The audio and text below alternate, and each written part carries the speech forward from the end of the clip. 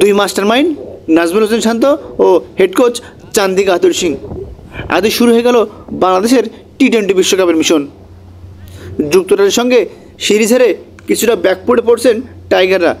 সেই ব্যাকফুট থেকে বেরিয়ে আসার জন্য এভাবেই রিকভার করার চেষ্টা করেন সাকিব মাহমুদুল্লাহরা।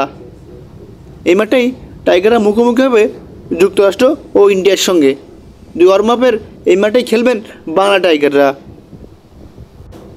ক্রিকেট না খেলা যুক্তরাষ্ট্র যেন কোনোভাবেই কমতে রাখেননি এই টি-20 বিশ্বকাপে। টাইগারদের বিশ্বকাপ জার্সি এটি।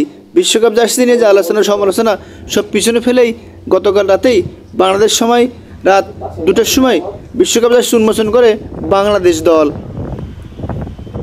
লিটন, শান্ত, সাকিবরা এই জার্সি পরে বাংলাদেশকে হয়ে বিশ্ব দরবারে রিপ্রেজেন্ট করবেন। সদ্য যুক্তরাষ্ট্রের সঙ্গে 3 ম্যাচ টি-20 সিরিজের সিরিজ হারা এই দলটির সঙ্গে টাইগারদের প্রথম বিশ্বকাপ ওয়ার্ম আপ ম্যাচ। দ্বিতীয় ওয়ার্ম আপ ম্যাচ খেলবেন ইন্ডিয়ার সঙ্গে। এই মাঠেই সেজন্য দারুণভাবে নিজেদেরকে ম্যাচিং করে মানিয়ে নেওয়ার জন্য দারুণভাবে মনোযোগ সহকারে অনুসরণ করছেন টাইগাররা।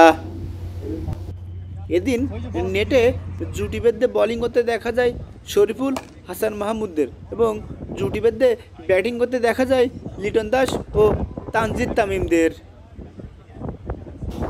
লিটন, তানজিদ তামিমদের অনুসরণ করতে দেখা গেলেও দেখা যায়নি বিশ্বসেরা অলরাউন্ডার সাকিব আল হাসান ও সদ্য যুক্তরাষ্ট্র সিরিজে ম্যান অব দ্য সিরিজ হওয়া মুস্তাফিজুর রহমানদের।